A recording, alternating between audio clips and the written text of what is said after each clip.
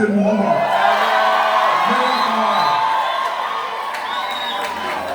Sont remplis du Saint-Esprit. Et ça, c'est le meilleur disciple du royaume de Dieu ici. Malgré la chaleur, malgré tout ce que Satan peut essayer, le peuple de Dieu est vainqueur par le Saint-Esprit ce matin. Amen. Qu'importe dans quel état tu rentres ici, tu sors toujours touché par Dieu. C'est ici que Dieu prend tous tes fardeaux, il prend toutes les attaques de Satan. Et quand tu sors d'ici, tu es libre en Christ, rempli de puissance. Est-ce que le peuple de Dieu peut applaudir le Seigneur ce matin?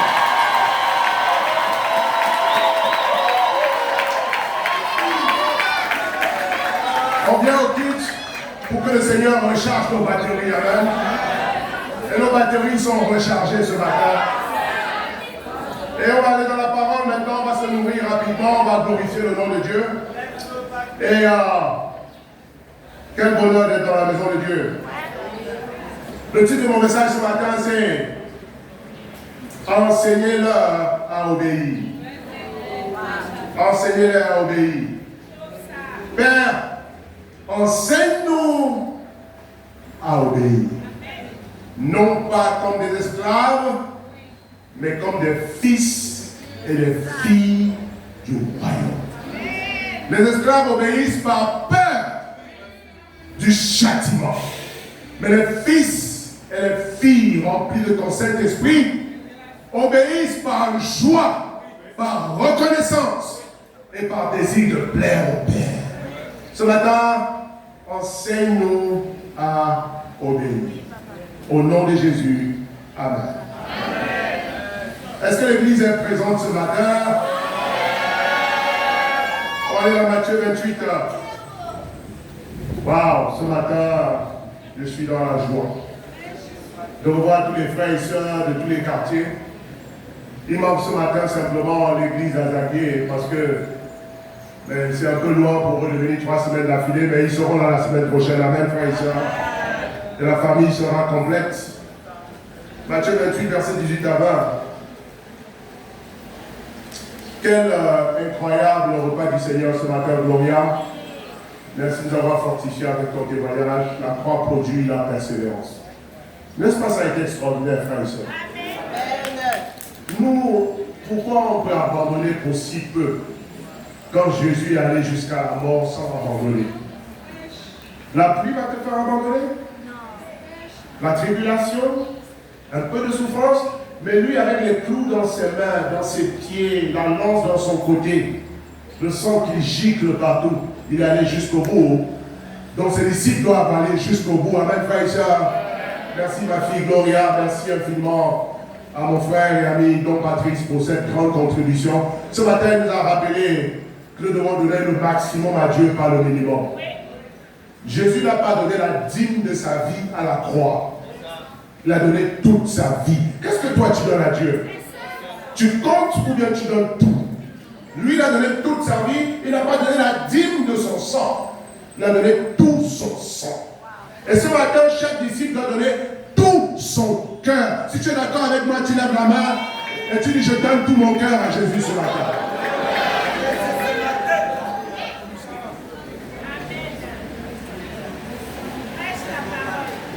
Certains comptent ce qu'ils donnent à Dieu.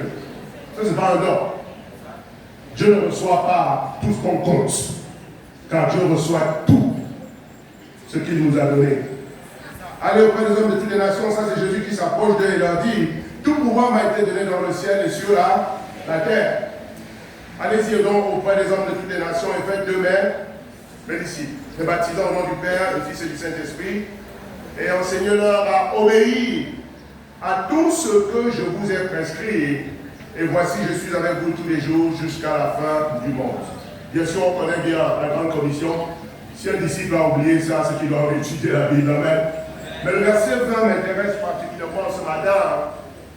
Après avoir demandé de faire des disciples, il nous demande de les baptiser et ensuite de les enseigner à obéir à tout ce qu'il a prescrit. Vous voyez, frères et sœurs, ce passage ne s'adresse pas aux esclaves. Car dans le monde spirituel aussi, on a tendance à associer l'obéissance à la servitude. Le monde a une image de l'obéissance qui ne vient pas de Dieu. Parce que malheureusement, le monde a plus d'expérience avec le diable qu'avec Dieu. Au point où le terme obéir fait peur. Parce que quand on pense à l'obéissance, on pense le plus souvent à la servitude, à l'esclavage, à la contrainte et à l'obligation. Mais Jésus ne s'adresse pas aux esclaves, il s'adresse aux fils et aux filles du royaume de Dieu. On peut s'applaudir ce matin, frère et sœurs. Et Patrice, convenu avec moi, il a déjà lu 2 Corinthiens 5:17. Si quelqu'un est en Christ, il est quoi? Il est quoi? Une nouvelle créature. Une nouvelle création dans l'original. Ce qui est ancien est, et ce qui est nouveau est là. Donc notre ancien concept d'obéissance attaché à l'esclavage. Je dois payer mes impôts. Je dois aller faire ceci. Je dois. Sinon. Souvent, dans le passé, c'est la peur de la conséquence et non l'amour pour celui qui commande qui nous a souvent poussé à faire les choses. Si je ne fais pas, qu'est-ce qui va se passer? Eh bien, cette mentalité d'esclave est détruite et enterrée à ton baptême. Tu n'es pas né de nouveau dans le royaume de Dieu pour être un esclave. Tu es né de nouveau pour devenir un fils et une fille dans la maison de ton père. Tu es une nouvelle création. Ce n'est pas une réforme morale qui s'est produite au baptême. C'est une transformation totale et complète de ton identité. Tu n'es plus le même que tu étais avant les eaux du baptême. Le Saint-Esprit t'a donné une nouvelle nature. Tu as la nature de Dieu, tu es divin, tu n'es plus charnel, tu n'es plus d'Adam, tu es du Christ. Avant, tu venais de la poussière de la terre, après ton baptême, tu viens du ciel. Donc nous avons une nouvelle nature, une nouvelle identité, et par conséquent, nous allons avoir une nouvelle compréhension de tout ce qui va avec notre vie de disciple. Qui est d'accord avec moi ce matin, frère et sœur? Dis ce matin, je ne suis plus esclave. Dis, je suis fils, je suis fille dans le royaume de Dieu. Et un fils, une fille n'obéit pas par peur. Un fils, une fille obéit par amour. L'amour du Christ nous domine. Est-ce que 2 Corinthiens 5:14 a dit l'amour du Christ nous oblige? L'amour du Christ nous fait quoi? Nous assujettit. L'amour du Christ nous fait vivre comme des esclaves. C'est ça cet amour-là que Jésus a donné à la croix. Qui l'a contraint lui à aller à la croix? Qui l'a obligé lui à donner sa vie à la croix? Qui l'a obligé lui à quitter le trône du ciel, descendre parmi les esclaves, prendre la nature d'esclave, mourir de la mort la plus humiliante qui existe dans l'univers, se faire insulter, on a craché sur lui? Qui l'a obligé à faire ça? Il a dit, moi je donne ma vie volontairement. Est-ce que ce matin tu donnes ta vie volontairement à Jésus? Qui ici est un disciple par contrainte? Qui est venu au culte ce matin par obligation? Si je ne vais pas, qu'est-ce qu'on va dire? Si je ne vais pas monter de formation, qu'est-ce qu'on va dire? Si je ne donne pas à Dieu, qu'est-ce qu'on va dire? Si je n'évangélise pas, qu'est-ce qu'on va dire? C'est pour ça qu'il n'y a pas de joie en toi, parce que Dieu déteste et ne reçoit jamais les offrandes que l'on fait par contrainte. Ce matin, tu es ici comme Christ allait à la croix. Volontairement, tu es un adorateur du Dieu Tout-Puissant. On peut applaudir le Seigneur ce matin, frère et sœur.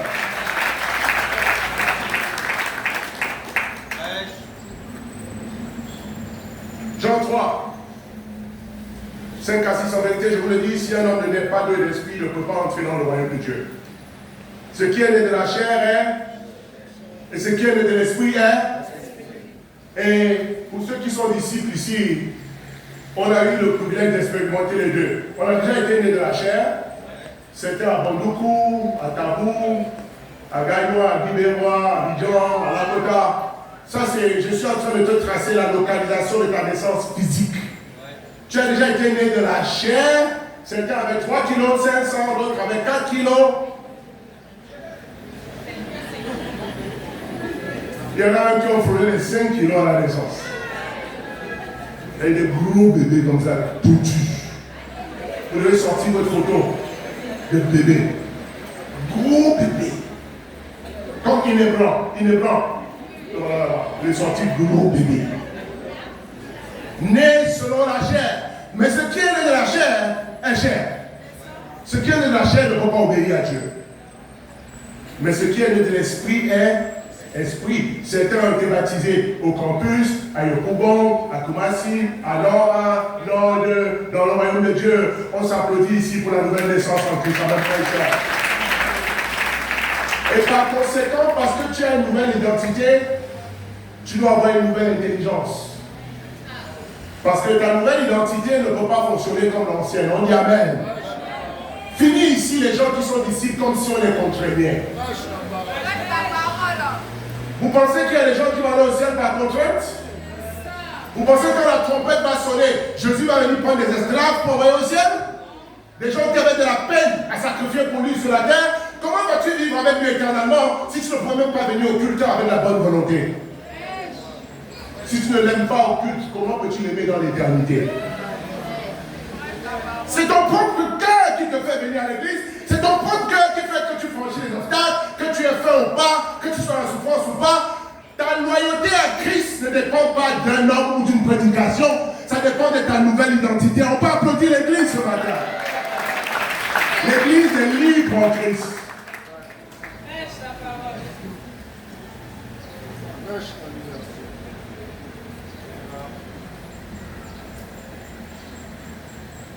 La présence du Saint-Esprit, frères et sœurs, est la preuve que nous appartenons à Christ.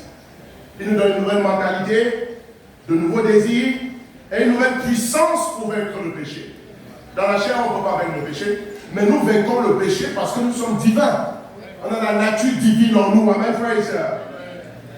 Vous savez, il y a quelques années, il y a un centre d'homicide fixe sous un pont à New York qui est mort de froid.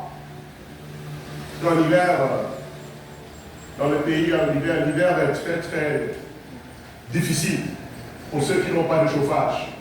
Et les sans-abri, les gens qui dorment dans la rue en général, ils périssent pendant les périodes d'hiver en Europe et dans les pays où il fait très froid. Et cette année-là, sous le pont à New York, il y a un SDF qui est mort de froid. Il a attrapé la pneumonie, il ne pouvait pas se soigner et par conséquent, il est décédé. Et quand tu meurs là-bas, on fait l'autopsie. On veut savoir de quoi tu es mort et puis on veut retracer ton identité. Et lui, quand on a mis son nom dans les fichiers de la mairie, on a fouillé pour trouver son ascendance. Parce qu'à sa mort, on n'a vu personne. Il n'avait ni parents, ni frères, ni cousins. Personne n'a réclamé son corps. Qu'as-tu fait dans ce monde pour que même à ta mort, il n'y a personne à côté de toi? Et ils ont cherché, ils ont retrouvé son nom et son identité. Et puis tout le monde a commencé à se lamenter sur sa pauvre condition. Le gars était SDF pendant longtemps. Mais on s'est rendu compte qu'il avait d'abord travaillé. Qu'il n'est pas né sans domicile fixe, qu'il a eu un travail. Il a eu une femme et des enfants qui ont tous quitté. Et puis il a perdu son travail par désespoir. Il s'est retrouvé sur les ponts et il en est mort. Et quand on a fouillé pour loin pour savoir d'où il venait, on a vu qu'il était attaché à une femme millionnaire qui était en réalité sa tante, la sœur de son père. Et quand on a poussé plus loin, on s'est rendu compte que quand cette dame est morte, elle a légué en héritage à ce monsieur sous le pont la somme de plus de 3 millions de dollars.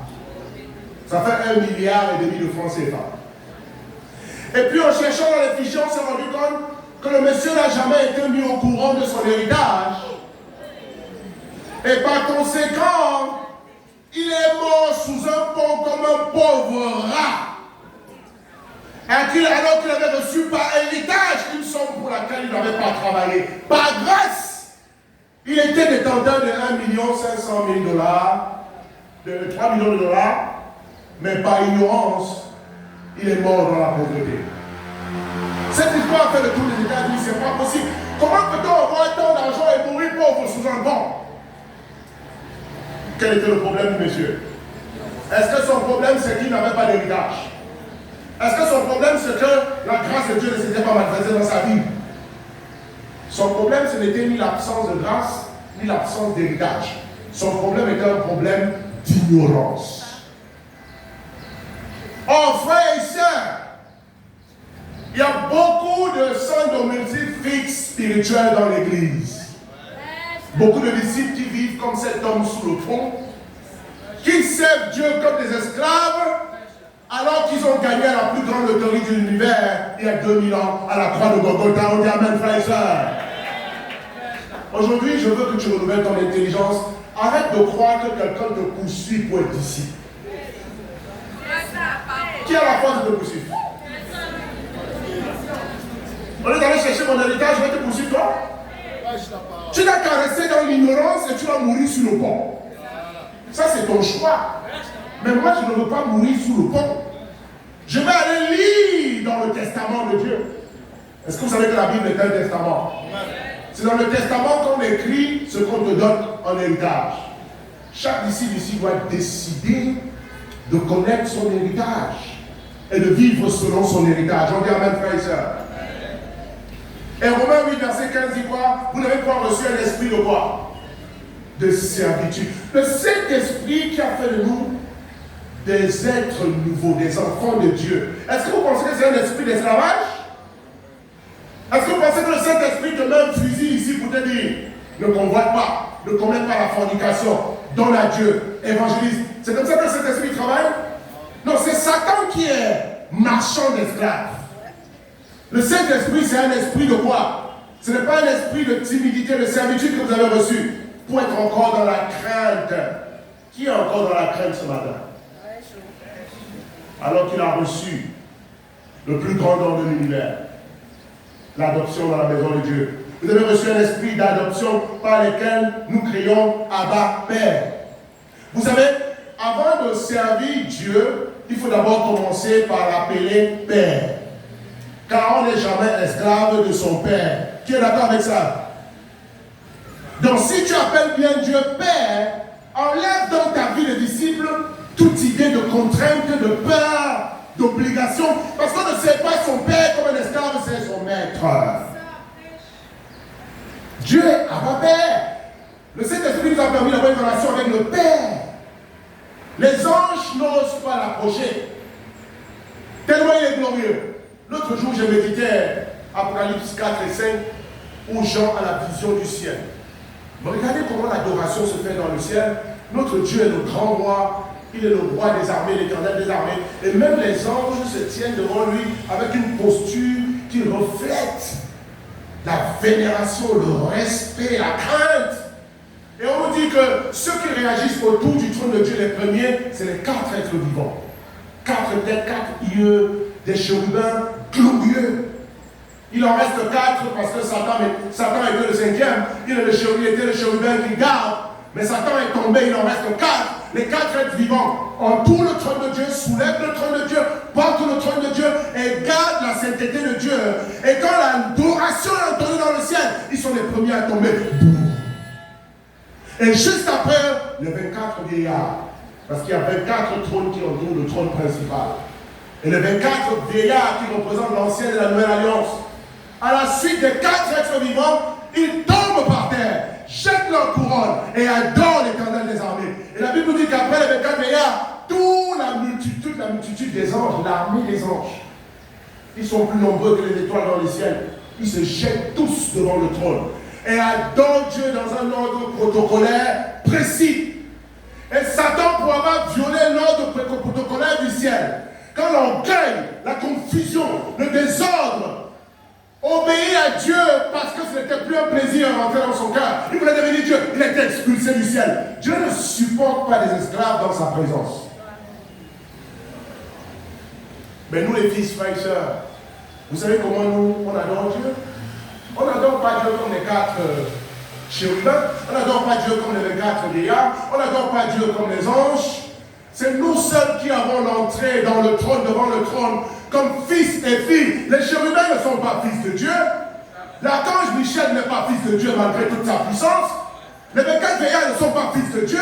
Et voici les énergumènes dans cette salle que Dieu a transformés d'esclaves en fils. Est-ce que tu comprends le privilège que tu as quand toi tu mets tes genoux par terre et quand tu commences à chanter, je me demande pourquoi j'aime le louer. Quand tu dis à Dieu soit la gloire, Père Tout-Puissant, quand ta voix monte vers le ciel, les chérubins s'écartent. Les archanges font la voix. Les anges t'escortent dans la présence de ton Père. Parce qu'un père n'adore pas le fils comme un serviteur. Il adore le Père comme un fils. Là où les anges n'osent pas rentrer, toi tu rentres parce que tu es fils.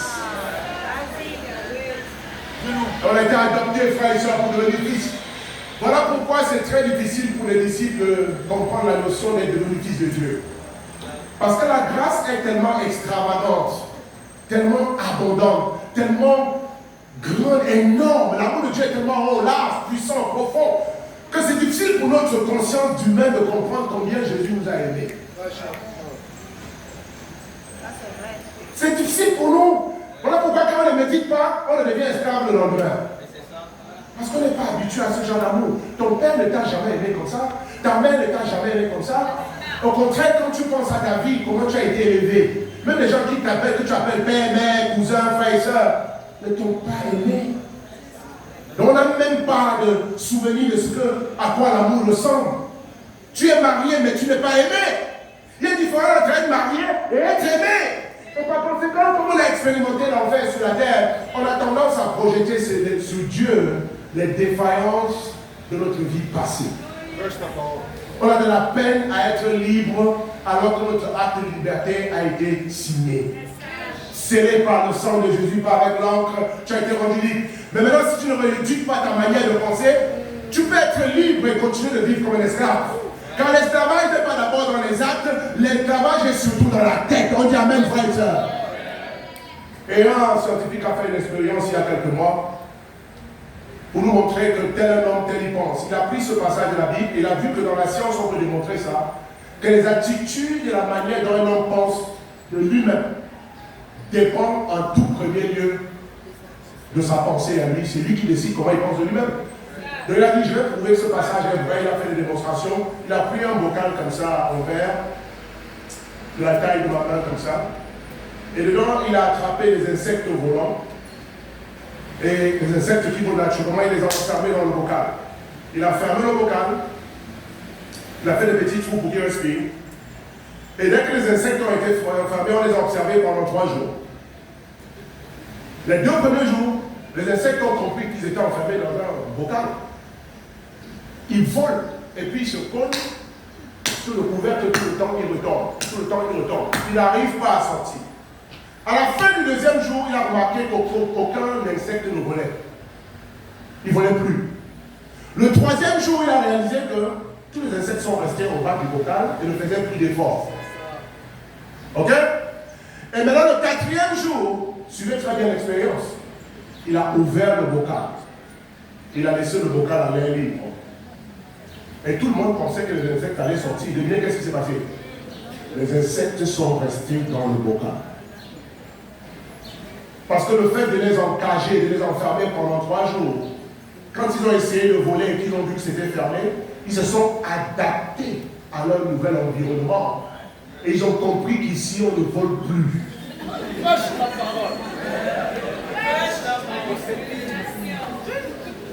Ils ont compris qu'on est dans un nouveau milieu, on ne vole plus. Mais pourtant, qu'est-ce qui manquait aux insectes? Est-ce qu'ils n'avaient plus d'ailes? Est-ce qu'ils n'avaient plus? Est-ce que leur tête a grossi? Est-ce que leurs pattes sont devenues des pattes d'éléphant? Pourquoi ces insectes ne volaient plus? Parce que si tu ne fais pas attention, tu peux devenir prisonnier de l'environnement et de la culture dans laquelle tu vis. Et l'environnement dont tu es le plus conscient va déterminer ta capacité de voler ou pas. Beaucoup de disciples sont tellement habitués au monde qu'ils n'arrivent pas à être enfants de Dieu. Ce matin, je te donne la bonne nouvelle. Le bocal est ouvert, vole! Arrête de vivre comme une chenille alors que tu es devenu papillon à la nouvelle naissance. Qu'est-ce que tu fais avec tes papillons, avec tes ailes dans une cage? Vole! Tu n'as pas besoin de permission pour devenir grand ici. Tu as besoin de permission pour être un disciple extraordinaire, rayonnant, un disciple épanoui, un disciple merveilleux qui sert Dieu avec zèle, avec amour, avec conviction et pas par contrainte. Tu n'as pas besoin de permission pour être le nouveau toi. Tu es libre, ma fille. Amen. Tu es libre en Christ, mon fils. matin, je vais voler. Dis, je suis fatigué de la vie de crapaud. Je suis fatigué de la vie de chenille. Ouais, comment les chenilles sont bien là? Chenilles, ça, personne ne veut prendre une chenille dans sa main. Il n'y a pas d'os dans leur corps, les chenilles. Moi, j'ai la chair de poule quand je parle de ça. Un jour dans ma maison, sur mon arbre là-bas, quand j'habitais à l'époque à Dogato, dans la saison où les papillons font des chenilles, là, il y avait plein de chenilles comme ça sur l'arbre qui traînaient ma poule. Plein de chenilles rampaient sous l'arbre. Je pensais qu'ils allaient rester sous l'arbre. Après 2 ou 3 jours, quand je sors, les chenilles. Vous voyez comment les chenilles bougent, non?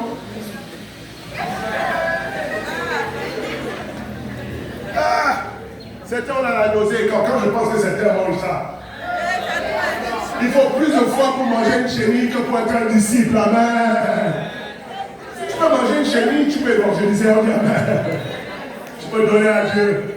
Et puis, tout le temps, je dis à ma femme, on les chenilles. Elle appelle les jardiniers. Les jardiniers vont faire quoi? Il y avait des milliers. Elle dit, oh, les chenilles, tous les jours sont les chenilles. Un matin, devient un miracle incroyable. Un matin, quand on ouvre la porte, on veut sortir, on voit une armée de papillons. Des centaines de papillons comme ça dans notre jardin. Toutes sortes de couleurs. Et tout le monde crie, les papillons, les papillons. Et on était heureux d'héberger les papillons. Maintenant, on a oublié que les papillons qu'on était heureux d'héberger étaient des chenilles nées de nouveau. Qui fut un temps où elles n'avaient pas d'ailes, où elles étaient vilaines. Maintenant, elles avaient la liberté et tout le monde les aimait. Et ce processus de transformation de chenilles à papillons est l'illustration de ce qui était arrivé au baptême. On est tous rentrés dans les eaux du baptême comme des chenilles. Avant ça, on était dans la vie comme des chenilles.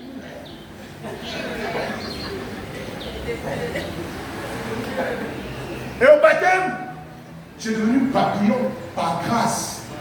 Tu es fils et fille de Dieu. Change ta mentalité de chenille. Parce que la métamorphose n'a pas touché ta tête, la métamorphose a touché ton corps. Maintenant, c'est à toi de convertir tes propres pensées. Le baptême ne change pas tes pensées, le baptême change ta nature. Amen, frères et sœurs. Maintenant, c'est toi qui te rééduques. Quand tu te réveilles un matin et puis tu vois que tu te regardes dans le miroir et tu dis, oh, mais je ne suis plus chenille. Frères et sœurs, regardez ce qui m'arrive. Je suis papillon. Je suis papillon. Waouh! Je suis plus chenille. C'est pas possible. J'ai des ailes. J'ai des antennes. J'ai des couleurs. Wow! Je suis beau. Je suis belle. Je suis élégant. Amen, amen, amen, amen pour tout ça. Mais Dieu ne t'a pas transformé pour que tu te condamnes dans le miroir. Il t'a transformé pour que tu voles. Mais maintenant, pour voler, le papillon doit faire le travail sur lui-même. Il se regarde dans le miroir, il voit un nouveau corps. Mais à l'intérieur, il pense toujours comme une chenille. Et par conséquent, il y a des chenilles dans le royaume de Dieu, des papillons dans le royaume de Dieu qui ne volent pas. Parce qu'elles croient toujours qu'elles sont en cage. Tel un homme pense. Ce matin, tu vas renouveler ton obéissance. Et tu vas arrêter de vivre comme ce que tu n'es plus. Parce que tu n'es plus chenille. Amen, frères et sœurs. Dans la première partie de mon sermon, va servir à renouveler un peu notre intelligence sur la motivation derrière l'obéissance. Pourquoi on obéit à Dieu quand on est né de nouveau, on est fils et fille du royaume? Et il y a 3 choses que tu obtiens au baptême. Changement d'identité, numéro 1. Tu passes de la nature charnelle à la nature divine, tu deviens le frère de Jésus. Tu as la même nature que le Père au ciel, la nature que la mort ne peut pas toucher. Il n'y a rien dans l'univers capable de détruire cette nature. Parce que c'est la nature de Dieu, la nature de Christ, transmise à toi par héritage. Nouvelle identité. J'ai dit, j'ai une nouvelle identité. Ne te définis plus comme ce que tu étais. Tous les péchés que tu as laissés dans les eaux du baptême ne peuvent pas te redéfinir aujourd'hui. Parce que tu n'es plus ce que tu étais avant.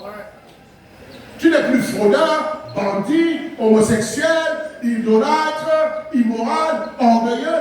Ne te définis plus par les péchés du passé. Ça, c'est ton passé. Prostituée, ça c'était avant. Quand il n'y avait pas de grâce. Né sans amour, sans affection, orphelin, ramassé dans la rue. Ça, c'était avant, sans la grâce.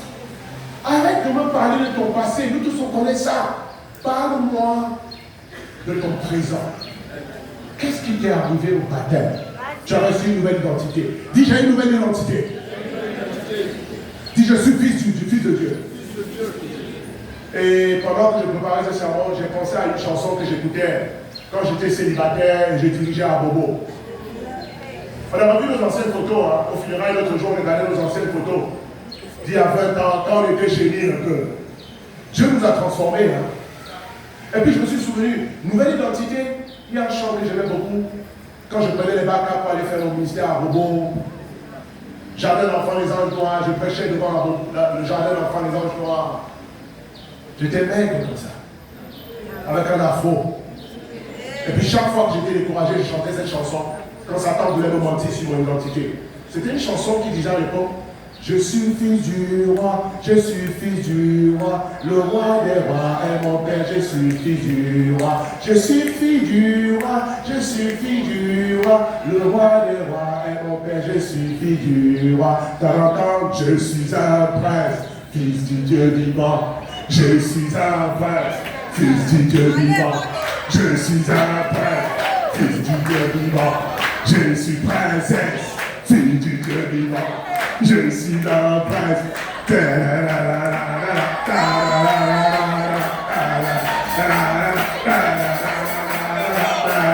C'est comme malgré ça, j'arrive pas à vous faire rire. Vous êtes décidé à rester chez lui, c'est ça. Tu vas te jouer au papillon là, la vie nous attrape, on est dans la réalité. Comment est-ce qu'un papillon peut avoir un visage amer? La dernière fois, vous avez vu un vilain papillon. Papillon équivaut à beauté. On dit amen. Donc je suis un prince, fils du Dieu vivant. Je suis un prince, fils du Dieu. Est-ce qu'il y a des princes dans la salle? Ok, vous allez chanter cette chanson. Allez, tout le monde debout. Est-ce qu'il y a des princesses dans cette salle? Je suis un prince.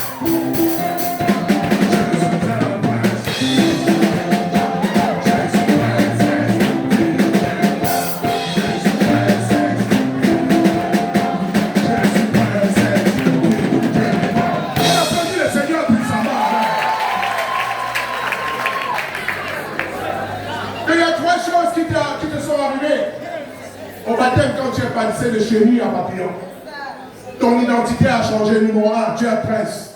Tu n'es plus esclave. Dis à Satan, je ne suis plus ton esclave. Le contrat que j'avais avec toi a été annulé par le sang de Jésus dans les eaux du baptême. Qui est d'accord avec moi, frère et soeur? Tes malédictions, ta magie, ta sorcellerie, tes attaques, ton péché, tes chaînes ont été brisées, anéanties dans les eaux du baptême. Satan, tu t'es trompé de cible. Je ne suis plus l'ancien moi, passe ta route. Je ne suis plus la prostituée que tu connaissais. Je ne suis plus le menteur que tu connaissais. Je suis papillon.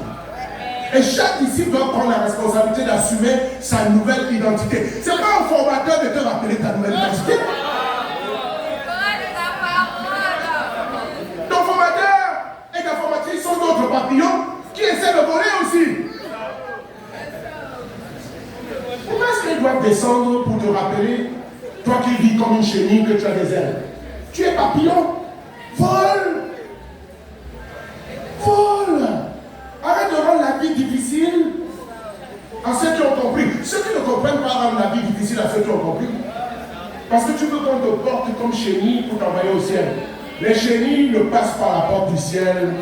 Les chenilles vont en enfer. Amen, frère et soeur.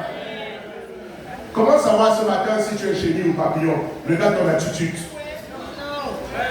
Regarde la manière dont tu vis ta vie chrétienne. Tu sauras si tu as compris ou pas. C'est pas quelqu'un qui va te dire ça. Toi-même, regarde ta vie. Si tu te traînes les pieds, si tu es toujours à la méthode en culte, tu es chenille.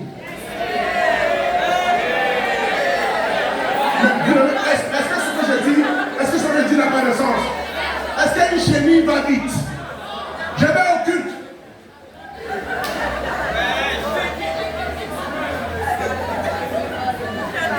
Quand vient après 1h30, n'as pas compris qui tu es. Si tu ne lis pas ta Bible et ne pries pas tous les matins, tu es une chenille. Depuis quand les chenilles ont besoin de temps de méditation? Les chenilles savent déjà ce qu'elles sont, on ne méditer pas encore. Si tu donnes difficilement ta dîme et ta collecte spéciale, tu es une vraie chenille. Parce que les chenilles vont montrer la reconnaissance pour toi.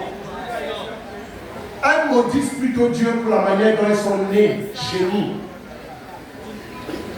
Les chenilles ne sont jamais joyeuses.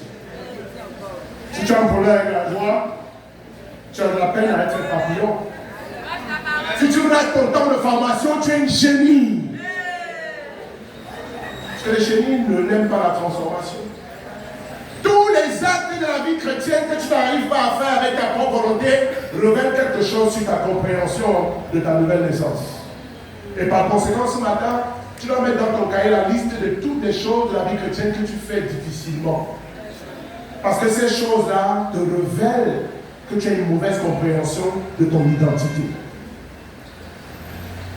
Le peuple de Dieu dit Amen. Si tu es toujours absent, tu es une chenille.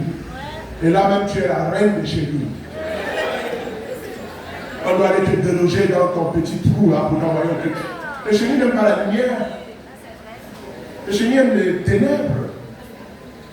Si tu as des péchés cachés que tu ne confesses jamais, tu es une chenille. Les chenilles aiment les œuvres de la mort. Mais ce matin, tu es un papillon et un bien joli papillon. On applaudit le Seigneur pour ça. Donc, la première partie de ma classe va te montrer la motivation derrière ton obéissance à Christ. Là. Il faut la changer si tu es papillon. En deuxième partie, je vais te rappeler l'importance de la formation chez les papillons. Parce que bien qu'on soit devenu papillon, on n'est pas encore allé au ciel. On est encore sur la terre pour convertir d'autres chenilles. Et la difficulté dans ça, c'est que tu ne fais pas attention. Pendant que tu es papillon en train de vouloir convertir d'autres chenilles, ça veut dire que tu vis avec des chenilles. Mais c'est toi qui tous les jours dois méditer pour te rappeler que tu n'es pas chenille. Parce qu'à force de vivre au milieu des chenilles, tu peux finir par descendre pour recommencer à vivre comme une chenille. Voilà pourquoi la deuxième partie de mon message va parler de l'importance de la formation. Parce que la formation vise à te rappeler tous les jours que tu n'es plus chenille, tu es papy. Enseignez-leur à obéir. Premier point, servir Dieu comme un fils et non comme un esclave. On a fini avec ça ce matin. Dis, j'ai fini avec ça ce matin. Je n'ai pas quitté l'esclavage du péché pour devenir l'esclave de Jésus-Christ. Ça, c'est pas dans la Bible, ça. Mes frères et sœurs, Luc 15. Dis Luc 15. Donc, ton identité a changé au baptême. Ton héritage a changé au baptême. Et tu as reçu l'autorité au baptême. Ces trois choses-là te tiennent comme papillon. Identité, héritage, autorité. Ces trois choses te permettent de voler même dans un monde de chenilles sans plus jamais redevenir une chenille. Amen, frère et sœur. Luc 15. Sers Dieu comme un fils et non comme.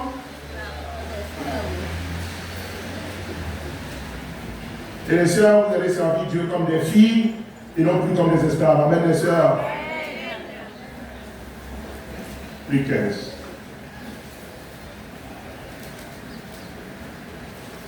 On va raccourcir l'histoire. On connaît l'histoire du fils prodigue. L'histoire de deux fils qui ont un père tellement riche. Et bien sûr, quand ton père est vivant, tu es héritier. Tu es héritier, mais potentiellement tu ne joues pas encore de tous les biens parce que papa est encore vivant. Dans le système humain, les enfants qui sont fils de riches savent très bien ce qui va leur arriver si papa meurt. Amen, frère et sœur. Même si on ne souhaite pas la mort du père, on sait que si un jour il n'est pas là, on n'aura pas de problème. C'est les fils des pauvres souvent qui disent si papa n'est pas là, donc le petit gars là peut disparaître. Mais les fils de riches disent on aime papa, on aime bien, mais comme nous on ne contrôle pas la vie, si un jour quelque chose lui arrive, on est bien. Et le deuxième fils avait la mentalité d'esclave.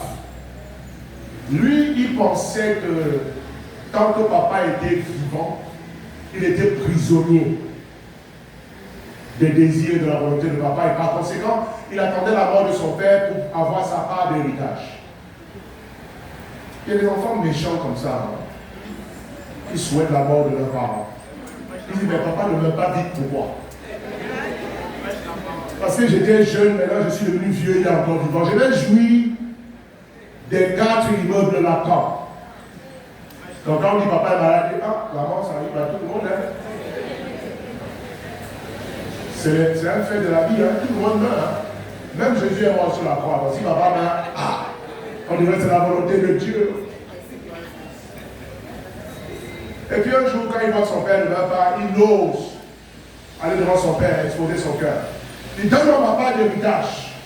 Le fait de poser ça comme question à son père montre qu'il voulait la mort de son père. Tout le monde dit Amen. Tu sais que c'est après la mort du père qu'on demande l'héritage. Quand tu demandes du vivant de ton père, c'est que tu es un sorcier. Donne-moi ma part d'héritage. Le papa dit, ah bon? Ok, je vois ton cœur. Tu n'es pas heureux d'être avec moi. Prends ta part. Je suis encore vivant, prends ta part. Le gars, il a pris sa part. Il pensait que la liberté consistait à vivre comme les gens du monde. Lui, il avait le privilège d'être un papillon. Mais chaque jour dans la maison de ton père, comme il y avait des garde-fous et des clôtures, quand il regarde à travers les grilles, il voit les chenilles danser le coupé des canaux. Boire dans les maquis. Il voit des chenilles avec des prostituées. Et lui, il est là dans la maison de son père, il ne regarde pas la clôture comme là. Il voit la rue princesse. Il voit les filles mal habillées. Il voit les chenilles en train de boire dans la colle. Il dit, mais il n'a qu'à mourir vite, moi je vais aller vivre ça. Comment peut-on être dans la maison de Dieu et rêver encore de vivre la vie qui a failli le tuer hier? Si tu n'es pas une chenille, tu es quoi? Il a pris son argent, il est parti. Il a dépensé, il a vécu, il a fait de nouveaux camarades dans le maquis. Et puis bien sûr, les chenilles, voyant un papillon venir avec une fortune, quand c'est comme ça, tout le monde va être ton ami. Hein. Ils ont aidé à dilapider l'argent là rapidement. C'était le joli cœur de Koumassi. Toutes les filles aimaient. Mais quand toutes les filles t'aiment, pose-toi la question, est-ce que c'est à cause de ta condition de chenille ou bien à cause de ce que tu as dans ta poche? On a exploité, tout l'argent est fini, maintenant il n'y avait plus rien à manger. Là, il se réveille à la réalité.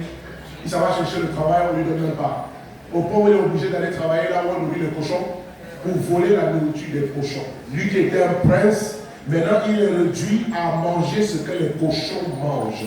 Si tu n'apprécies pas la grâce, tu vas aller manger la nourriture des cochons avant de revenir nous retrouver ici. Et un jour nous allons te restaurer ici. En espérant que tu as compris. Si tu n'apprécies pas l'évangélisation, la méditation, la formation, si tu ne comprends pas que c'est tout ça qui te gagne, papillon, il faut aller avec les chenilles, tu vas me dire. Et puis maintenant, à un moment, quand la vie l'a trop fatigué, il revient. Mais il a peur de son père. Bien sûr, parce que quand tu deviens chenille, tu as peur de Dieu. C'est les papillons qui n'ont pas peur de Dieu. On sait Dieu par amour et par reconnaissance, par respect. Et puis quand son père le voit, bien sûr, Dieu va te recevoir si tu reviens. Et certains d'entre nous ont été restaurés, et c'est un miracle. Parce qu'en général, ceux qui parlent, Satan ne te laisse pas revenir. Parce que Satan ne te perd pas 2 fois. Et quand il revient, il a laissé à la maison son grand frère, qui lui, il n'a jamais regardé par la clôture, il n'a envie par les chenilles, il était un papillon qui ne connaissait pas son identité aussi. Ça va être très dur. Lucas, allez, maintenant on va voir. Lui qui n'a pas trahi son père, il vivait comment? Le fils. Le fils. Verset 29. Le fils, c'est-à-dire le fils aîné, était dans les champs quand son petit frère est revenu à la maison. Lorsqu'il revint et approcha de la maison, il entendit la musique et des danses. Il appela les serviteurs et lui demanda, c'est quoi ça cette histoire à la maison? C'est l'anniversaire de qui? Ce serviteur lui dit, ton frère est de retour et parce qu'il l'a retrouvé en bonne santé, ton père a tué le veau gras pour célébrer la restauration de ton frère. au lieu de danser avec son père, il se mit en colère. Quel est ce frère qui se met en colère quand on retrouve son frère disparu? C'est que dans son cœur, il souhaitait que le gars reste dehors. Il se mit en colère. Et il ne voulait pas entrer. Son père sortit le pria d'entrer, mais il répondit à son père, voici à tant d'années que je te sers, sans avoir jamais transgressé tes ordres.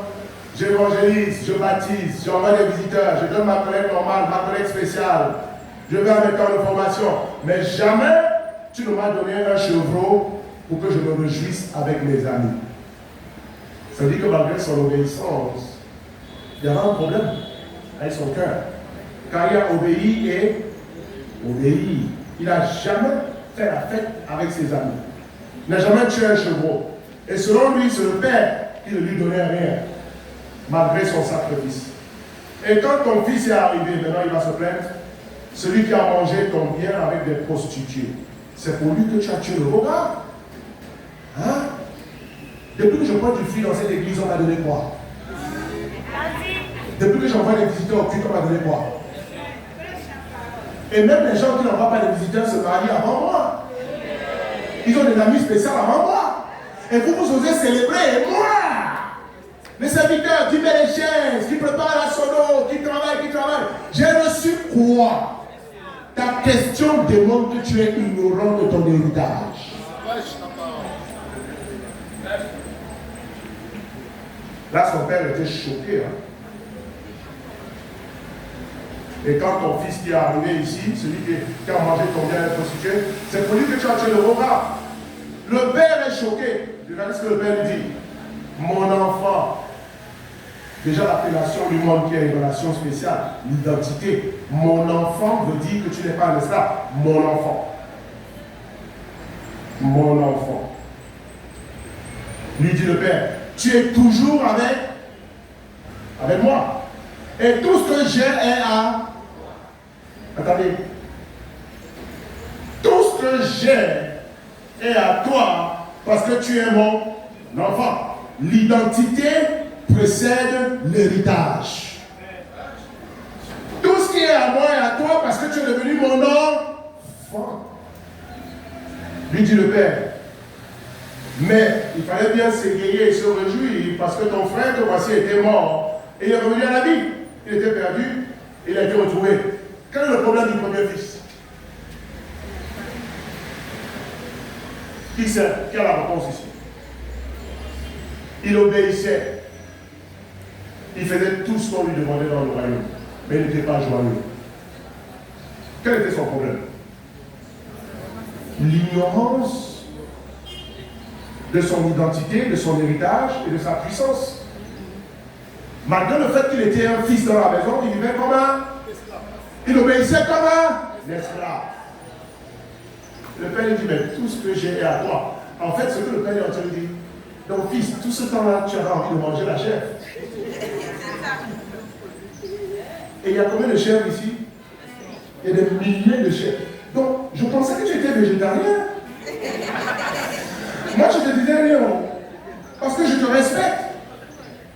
Tu es mon fils. J'ai déjà signé l'héritage. Pour moi, tu connais ton identité, tu connais ton héritage et tu connais ton autorité sur cette maison. Donc, chaque fois que nous mangeons des chèvres et puis toi, tu ne manges pas ça. Ah, c'est pour ça que chaque fois qu'on s'assoit à table, tu vas dans la cuisine. Ah, c'est pour ça que chaque fois qu'on fait la fête, tu t'en vas travailler. Ah, ta question me permet de te comprendre. Mais c'est grave, hein? Donc, depuis là, tu en viens la graine de chèvre. Mais si tu avais envie de manger de chèvre, fils, tu n'as pas besoin de ma permission. Tu te tues la plus grosse chèvre de la maison, tu bouffes ça. Parce que tout ce que j'ai est à toi. Il y a des disciples qui ont reçu un héritage de Dieu et qui attendent encore la permission de Dieu pour en jouir. C'est le genre de disciples dont les prières effraient Dieu. Est-ce que vous savez qu'il y a des disciples dont les prières effraient Dieu?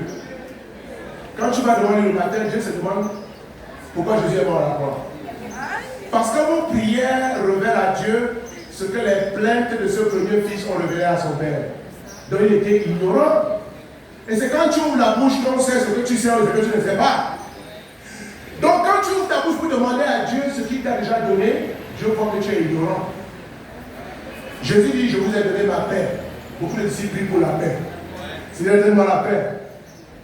Jésus dit, attends, papa, il veut quoi? La paix. Mais c'est pas ce que je leur ai donné là. Ou bien il ne sait pas où trouver la paix. Jésus dit, je vous donne ma joie. Pourquoi certains disciples sont tristes si Jésus a donné la joie? Et dans ta prière, tu dis, Seigneur, aide-moi à être joyeux. Aide-moi à être joyeux. Alors que la Bible, parce que Jésus t'a donné la joie, te dit, soyez toujours joyeux. Parce que ce n'est plus quelque chose à demander. C'est un héritage à jouir. Seigneur, protège-moi. Hein. Tu oses prier ça. Dans ton avis, depuis ton baptême, qui te protège? Le psaume 34 dit quoi? L'ange de l'Éternel campe autour de ses fidèles pour les mettre hors d'atteinte du danger. Toi, tu vois les élections, mais il dit, Seigneur, protège-moi. Donc, tu n'es pas encore protégé. C'est maintenant qu'on va te protéger. Donc, comment tu as été protégé jusqu'à ta prière? Je te protège même quand tu dors. Donc souvent nos prières révèlent à Dieu notre ignorance. Et par conséquent, comment peut-on donner à quelqu'un ce qu'on lui a déjà donné? Ce matin, les sœurs m'ont donné une bouteille d'eau. Parce que quand je vais prêcher, je vais avoir soif. Imaginez, j'ai ça en main, j'attrape ça, vous voyez, qui a vu ma bouteille d'eau? Maintenant, j'ai soif, j'ai dit, Elisa, pardon, tu peux me donner de l'eau à boire? Comment on peut exaucer cette demande? Elle va me donner. Papi, tu veux quoi? Et puis je fais, de l'eau à boire, s'il te plaît, ma fille.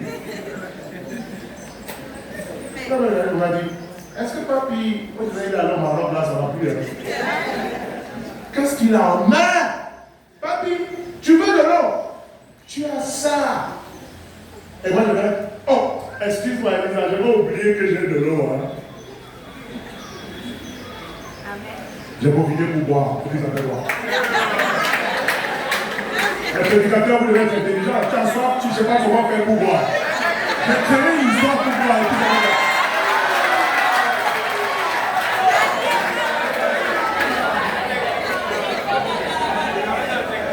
Toi, tu meurs de soif alors que Jésus est la source d'eau vive. Comment Jésus peut exaucer cette prière? J'ai soif, j'ai soif. Tu as soif comment? Protège-moi, protège-moi. Je te protège comment?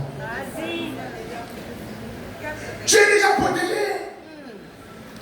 Ton problème, c'est l'ignorance. Et il faut que le fléau de l'ignorance disparaisse de l'Église. Parce que les ignorants vont commencer à envier ceux qui connaissent. Les ignorants vont devenir jaloux de ceux qui jouissent de leur bien. Quand tu es dans la même maison, Stéphane mange la chèvre, Isaac mange la chèvre, Idriss mange la chèvre. Toi tu manges gaba sec tous les jours. Mais on est dans la même maison. Dis-moi que tu ne vas pas devenir jaloux d'Idriss qui mange la chèvre. Parce que tu penses que le fait qu'il mange la chèvre est un privilège dont il jouit seul. Mais tu as oublié que c'est le reflet de son identité qui est aussi ton identité. Si tu voulais la chèvre, tu n'as qu'à prendre connaissance de ton héritage. Amen. Comment sers-tu Dieu? Comme un esclave ou comme un fils? Parce qu'il y a deux types de disciples dans la maison de Dieu. Frère et sœurs, marquez ceci, l'esclave travaille avec ses muscles, mais le fils travaille avec son intelligence renouvelée. Vous voulez savoir la différence entre les deux types de disciples là? Ceux qui sont esclaves, dans leur tête, parce que les chaînes sont brisées déjà. C'est les SDF qui ne prennent pas connaissance de leur héritage et qui meurent sous le pont alors qu'ils ont 3 millions de dollars dans leur compte spirituel. L'esclave travaille avec ses muscles. Et le fils travaille avec quoi? Son intelligence renouvelée. Romains 12, verset 12. 2. Soyez transformés par le renouvellement de l'intelligence. Frères et sœurs, est-ce que vous savez que l'esclave agit sans révélation? Un esclave n'a pas besoin de révélation. Un esclave a besoin de chicotte. Qui est d'accord avec moi? C'est pas un esclave qui va enseigner les grandes révélations. L'esclave, quand il voit la chicotte, il bouge. La peur de la mort, la peur de Satan, la peur de la punition. Et il y a des esclaves qui aiment être esclaves. Quand tu le chicotes, il dit, hey maître, tu es bon, ça faisait longtemps qu'on ne m'avait pas chicoté. Pourquoi tu ne pries pas? Mais maître, on ne m'a pas chicoté ces 2 jours. Donc toi, on doit te chicoter pour que tu obéisses, oui, parce que je suis esclave. L'esclave agit sans révélation. Il exécute, l'esclave exécute les ordres même sans comprendre. Qui est d'accord avec moi? Il n'a même pas compris, hein, mais il exécute. Tellement il a peur. L'esclave répète sans réfléchir. Dis répète sans réfléchir. Je suis un disciple, je suis un disciple, je suis un disciple, je suis un disciple. Ça veut dire quoi? Il ne connaît pas. Tous ceux qui connaissent, c'est qu'il a été baptisé. Donc il répète sans réfléchir. Il va à la DB sans comprendre pourquoi. Il va au TF sans savoir pourquoi.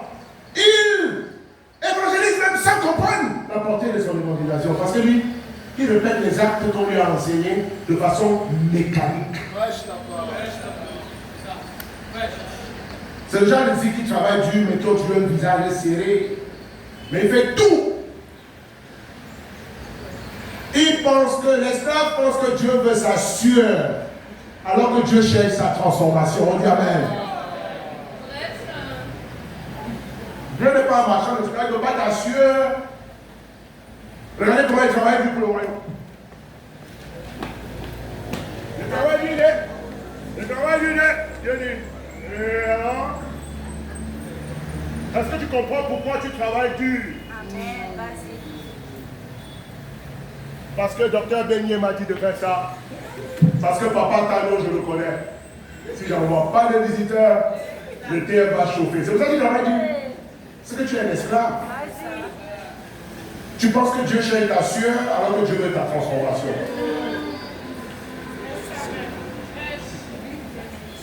Vous savez, le fils du père ne sert jamais le père comme si le père était son employeur. Combien ici sont dans l'église comme Dieu était ton employeur? Mais le fils cherche Dieu comme un héritier qui collabore avec son père. C'est les esclaves qui demandent quelle est ma récompense. L'esclave travaille pour mériter. Le fils travaille pour multiplier son héritage. L'esclave transpire, mais le fils gouverne. On dit Amen. Tu peux transpirer sans gouverner, on dit Amen. L'esclave transpire, mais le fils gouverne. Vas-y. L'esclave travaille sous la contrainte, mais le fils travaille avec joie et autorité. Jean 8, 35. L'esclave ne demeure pas toujours dans la maison, mais le fils y demeure toujours. Est-ce que vous savez que les gens tombent dans la foi parce qu'ils ont une mentalité d'esclave? Un fils ne tombe pas. C'est un esclave qui quitte sa famille. On dit Amen. Jean 8, 35 dit l'esclave ne demeure pas toujours dans la maison. Ça veut dire que si un disciple a une mentalité d'esclave, ses jours sont comptés dans le royaume.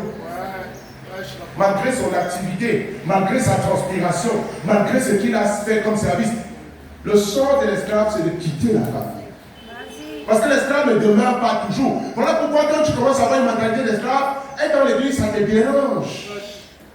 La présence des disciples te dérange. Aller à la DB te dérange. Prier, c'est comme si tu as le panique. Et que tu dois boire. Comment on appelle le médicament de palu qui est amer? Hein? Non, c'est trop grave. Déjà, même quand tu dis ça, non, le médicament de palu qui est amer, noir, qu'on boit dans la bouteille au village. C'est amer. que quand j'étais petit, dès que ma mère disait que j'ai le palu, parce que je dis à ma mère, je n'ai plus le palu. En pensant à comment elle va me faire boire la chose là, j'ai dit, je ne suis pas malade. Souvent les gens me disent, mais tu as le palu. Je dis, j'ai pas le palu. Parce que quand je dis que j'ai le palu, et on sait que chaque fois que je bois l'affaire là, je vomis, on m'attrape. C'est plus ma volonté. Il y a des gens qui attrapent mes bras, il y a des gens qui attrapent mes pieds. Et puis on ouvre la bouche là. Et puis il y a quelqu'un qui pèse ici là. Et puis on met la bouteille là. Blou, blou, blou. Blou. Malheur à toi si tu vomis ça. On va t'attraper, on va mettre. Certains disciples vivent la vie des disciples comme moi je buvais le médicament du palu. Il n'y a pas de joie dans ta vie des disciples. Ton service, ça sert à quoi? Même ton visiteur te regarde et dit, mais il m'a invité pourquoi moi? Est-ce que vous savez que vos visiteurs, quand ils arrivent ici, ils sont choqués, ils ne vous disent pas. Quand ils venaient, ils vous voyaient comme des super-héros. Tu l'as envoyé dans l'église, tu l'as invité, viens, je vais te prendre. Et puis il se dit, bon, quand il te regarde, il se dit, de toute façon, bon, il est triste comme moi, je suis triste. Bon, tout le monde va à l'église comme ça. Et puis il te suit. Quand il arrive dans ton église, il voit communion fraternelle. Tous les frères et sœurs se donnent des accolades. Tout le monde rit, sauf toi. Et c'est sa famille ici. Mais lui fait quoi parmi eux? Et certains de vos disciples, vos visiteurs viennent, ils se convertissent, ils chauffent le camp plus que vous. Parce que l'esclave ne peut pas demeurer ici. Si tu es esclave dans ta tête, il faut que tu tombes. C'est la nature d'un esclave. Tu dois tomber. Le fils demeure toujours dans la maison. Le fils, par contre, même sur le pouce, il ne tombe pas. Parce que le fils dit toujours à son père, à qui irai-je? Quand sa femme a dit, à qui irai-je, papa? Papa, j'ai rien dans la poche, mais à qui irai-je? Papa, j'ai pas d'habit spécial, mais à qui irai-je? Allez me coucher avec les tortues et les grenouilles encore, jamais, à qui irai-je? Quand on le presse au travail, à qui irai-je? Quand les circonstances sont difficiles, même quand il pense à tomber, à qui irai-je? Amen. Papa, toi. Mais c'est ça la relation de père à fils. Question. Qu'est-ce qu'il faut pour te faire tomber dans la foi? Tu es tenté de tomber dans la foi avant le 31 décembre, le 25? Mais tu es un esclave déguisé en fils. Tu es parmi nous jusqu'à ce que les chenilles commencent à danser. Et puis on va voir que tu n'étais pas papillon, parce qu'il y a les chenilles déguisées en papillon ici. Quand les gens vont commencer leur danse de chenilles, 24, on parle de gala. On a même sorti un logo spécial pour te motiver. Idriss, quel est le logo là? La jeunesse, c'est quoi là? Lève-toi et va. Dites ça à une chenille. J'ai dit, dites ça à une chenille. Chenille, jeunesse, lève-toi, resplendis, chenille. Quelle chenille se lève et resplendit? Quand tu parles de voir un resplendit dans quoi? Son langage même, c'est qu'on entend sa cotisation pour aller resplendir.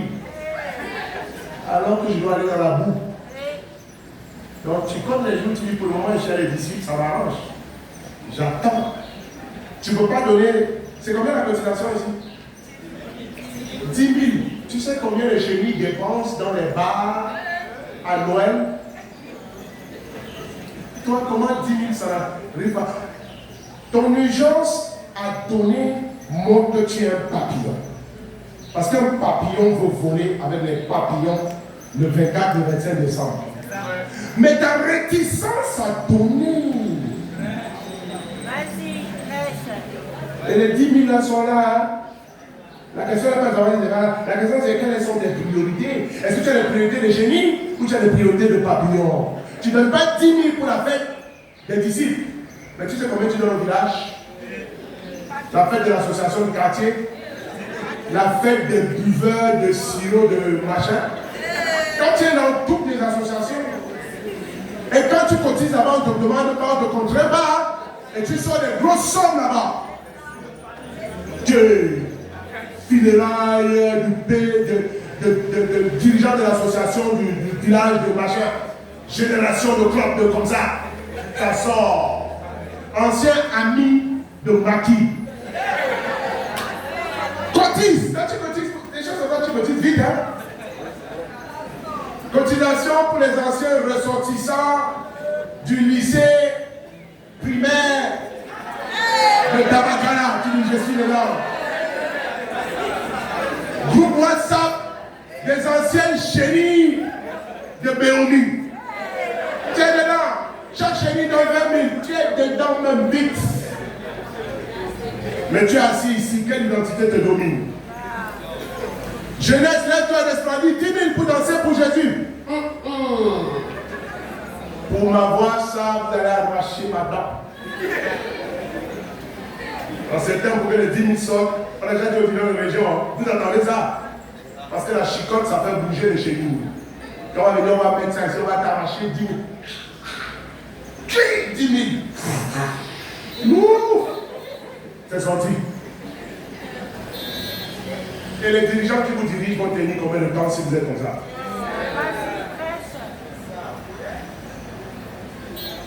Vous savez, il y a des gens qui doivent jamais aller à certaines funérailles. Parce qu'ils ont tué le gars qui est mort. Quand il était vivant, oh, excusez, je vais vivre aussi, je vais vous aider. Le gars a baissé. Tellement il veut faire de toi quelqu'un, il a abaissé. Parce que tu n'obéis pas. Là, quand il meurt, tu dis, s'il pouvait se lever, il a été giflé. C'est toi qui m'as tué, sorcier. On ne peut pas obéir dans le royaume comme si on était des esclaves. Les 10 000, ça sort aujourd'hui là. Parce que tu es papillon. Je ne veux pas qu'Idriss se décourage, que Marianne se décourage. Elles sont obligées de venir faire le cirque ici devant. Pour la fête que toi-même, tu vas profiter. Mais c'est ça. Vas-y. Il n'y aura pas d'anciens copains, d'anciennes copines là-bas. Il n'y aura pas d'immoralité, il n'y aura pas de fornication. Il n'y aura pas de chanvre, de drogue, d'alcool. Et vous dites, s'il n'y a pas tout ça, papi, explique-moi la fête là, c'est quoi? Donc pour toi, la fête, c'est le péché. Ah, c'est ça. Il y a des gens pour qui le concept de fête équivaut au péché. Ça veut dire si tu n'es pas nu dans le caniveau, c'est que tu n'as pas fêté. Si tu n'as pas dormi avec une prostituée, c'est que tu n'as pas fêté. Dans le royaume de Dieu, on célèbre dans la pureté. On applaudit la jeunesse ici ce matin, frère. Idriss et Marianne, je viens de vous aimer, l'argent va tomber, frère. Dirigeants de région, à la fin de la réunion, vous allez voir que ce sont mes disciples, ça va sortir, frère. La semaine prochaine, quand on revient ici dimanche, je vais revenir ici, je vais demander quel jeune n'a pas encore payé, vous allez voir, vous allez dépasser les quotas. Applaudissez la jeunesse ici.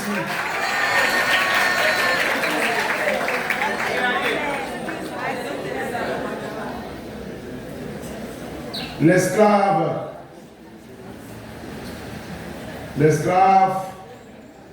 n'a pas d'héritage. Le fils possède l'héritage. L'esclave, je vais vous donner encore quelques attributs. L'esclave, et puis je vais passer à autre chose. L'esclave obéit parce qu'il a peur du châtiment. Le fils obéit parce qu'il connaît le cœur de son père. L'esclave succombe aux circonstances. Mais le fils domine les circonstances. Les montagnes écrasent l'esclave, mais le fils commande aux montagnes et les montagnes se déplacent. Le fils part et le désert refleurit. Le fils marche sur les serpents et sur les scorpions. Le fils écrase toute la puissance de Satan parce qu'il ne sert pas son père comme un domestique. Il représente l'autorité de son père. L'esclave sert dans la peur, le fils sert dans l'amour. L'esclave espère une récompense, le fils est déjà récompensé par filiation. On dit Amen. Le fils dit, l'esclave dit, j'ai fait mon devoir quand il évangélise. J'ai fait mon devoir quand il donne sa dîme. J'ai fait mon devoir quand il parle à DB. J'ai fait mon devoir quand il est présent à toutes les réunions de l'église. Mais le fils dit, c'est ma joie.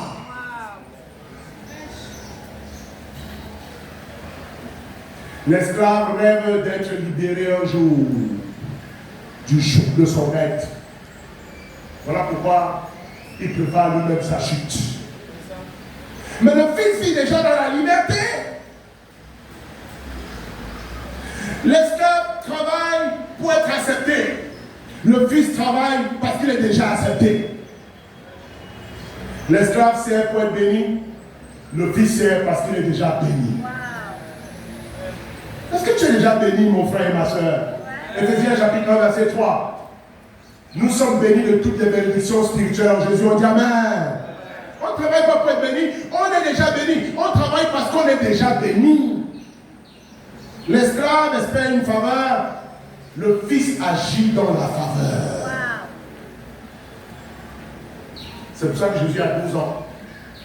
Dans Luc 42, 49, il dit à ses parents qui le cherchent, ne savez-vous pas que je dois m'occuper des affaires de mon Père? Demandez-moi quelle récompense Jésus attendait. Il avait déjà la récompense.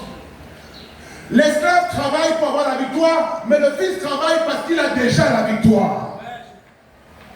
On a déjà la victoire. C'est pour ça qu'on travaille. Pour maintenir une position déjà acquise. On dit Amen. L'esclave garde les yeux sur le salaire, le fils garde les yeux sur l'héritage. Qu'est-ce que tu veux? Un salaire ou bien l'héritage?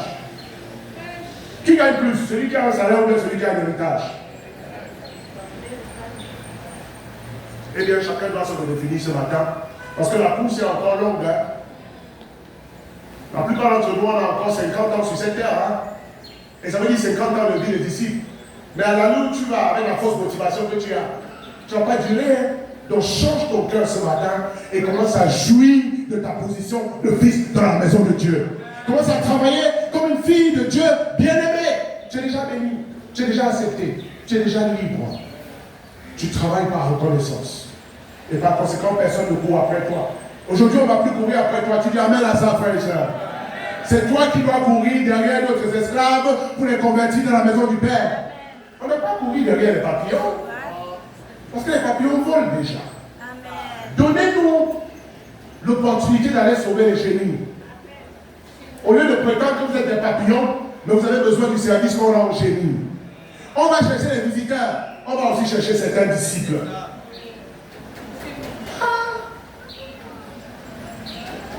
On va chercher les visiteurs qui sont perdus. Mais il y a des gens qui sont venus devant toi et disent Jésus est Seigneur. Et toi, on doit aller te chercher encore. Quand tu as dit ici que Jésus est Seigneur, tu as menti à l'univers ou bien quoi? Si tu as dit que Jésus est Seigneur, ce que tu as compris, pourquoi tu as dit ça? C'est à toi de bouger pour venir au culte. On ne peut pas aller te chercher. C'est toi qui dois aller chercher les perdus. Au lieu d'aller chercher les perdus, on va chercher les sauvés clopinants. Sauvés paralysés. Vous voulez créer une nouvelle race qui n'existe pas dans la Bible. C'est où tu es enfant de Dieu ou tu es enfant du diable. Il n'y a pas de solution intermédiaire entre eux. Il n'y a pas d'identité intermédiaire. Ou tu es dans la lumière ou tu es dans les ténèbres. Si tu es dans la lumière, vis comme un enfant de lumière. Si tu es dans les ténèbres, on va voir tes œuvres et puis on va aller te chercher. Aujourd'hui, on ne va pas chercher les disciples, on va chercher les non-chrétiens. Qui est d'accord avec ça ici? Mais il y a certains disciples, je ne sais pas quel statut vous avez, vous me regardez, vous m'avez retrouvé une fois dans le venir me chercher. Mais pourquoi on doit venir te chercher? En fait, si on t'avait trouvé comme ça, quand on a étudié la Bible, on n'allait pas te baptiser. Il y a des gens ici, on n'allait pas te baptiser si on t'avait vu dans l'état où tu es là. Le jour où Catherine dépense, si tu étais comme tu es aujourd'hui là, comme un placali qui a dormi au frigo pendant 20 jours, tu es fléqué comme ça. On va te baptiser pour moi. Non, on va dire que tu n'es pas prêt. Ou bien Marius, tu n'es pas prêt, tu ne peux pas dire bon, tu ne peux pas donner l'accolade à quelqu'un au culte. Combien fraternel tu as? Accolade. On allait avoir 50 écritures à faire avec toi d'abord, pour que ta main bouge. Donc on n'allait pas te baptiser dans l'état où tu es, ça veut dire que ton salut est en danger. Et c'est toi qui dois prendre conscience de ça. Parce que moi, venir te chercher 20 ans ne va pas t'amener au ciel. Personne n'ira au ciel comme ça. Patel, viens. On va finir avec ça. Personne n'ira au ciel comme ça. Le ciel est là-bas. Patel, tu es derrière ici. Voici un disciple qui a oublié qu'il est ici. Normalement, quand on te baptise, quand on regarde comme ça vers le ciel, on dit Amen. On dit Jésus est Seigneur, on dit Amen. Ça veut dire que dès le baptême, on va comme ça. Et qu'importe ce qui est en route, serpent, scorpion, élection, circonstance difficile, on marche dessus comme fils, on a autorité, maladie, tout, on va là-bas. Mais maintenant, lui, il veut devenir comme chez lui, il a commencé à regarder là. Alors qu'il a été baptisé. Mais moi, je suis son formateur, moi, je vais être ici. Donc, je vais aller chercher d'autres chenilles. Moi, aller chercher les gens à sauver, voilà, Patel, lui, il va me tirer, là, on va au ciel. On va au ciel. On va au ciel.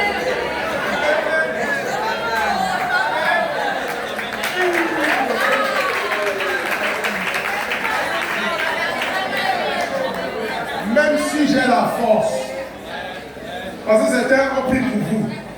Il y a des disciples ici ont pris. On s'en va prier avec eux, sinon ils ne vont pas prier. Vous pensez que je suis là? Si vous voulez dimanche, je vais sortir le nom.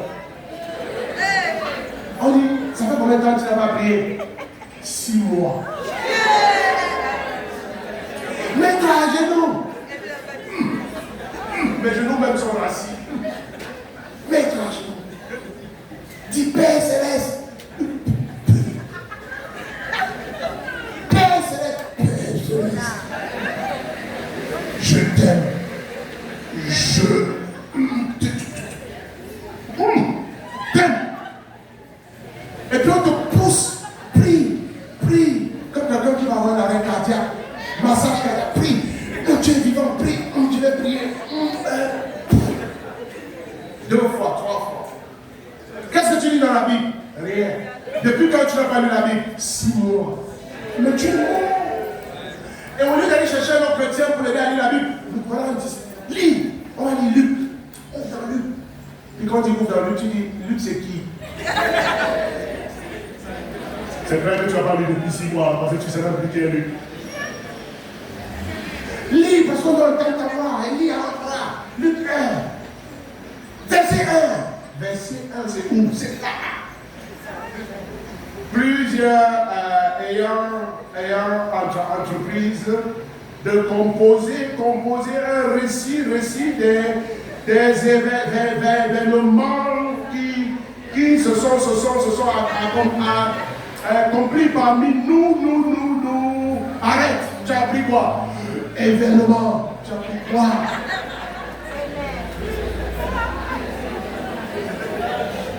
Certains n'ont plus de cahier de méditation.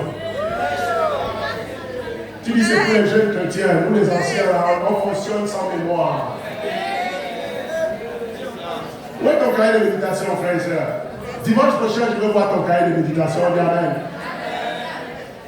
Et quand j'avais arrivé ici dimanche, je vais faire le tour du culte. Chacun va faire dans la cahier de méditation. Si tu m'achètes ça samedi soir, tu ne vas pas rentrer ici sans cahier de méditation. Tu me connais, je suis très sérieux avec ça. Papi, merci mon cahier de méditation. Merci ma fille. Alléluia. Amen. Où est ton bic? Un disciple médite. Un esclave se plaint. Mais un disciple médite. Ce matin, on va être des disciples. Amen, frères et sœurs.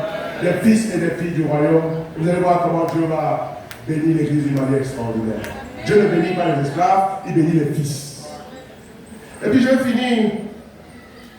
Parce que les fils, on a besoin de formation. Je vais finir avec ça. Matthieu 18, verset 1. Enseignez-leur à obéir à tout ce que je vous ai prescrit. On enseigne à qui? À obéir. Aux fils. On n'enseigne pas aux esclaves. C'est une perte de temps. C'est les fils qui reçoivent l'enseignement de la parole de Dieu.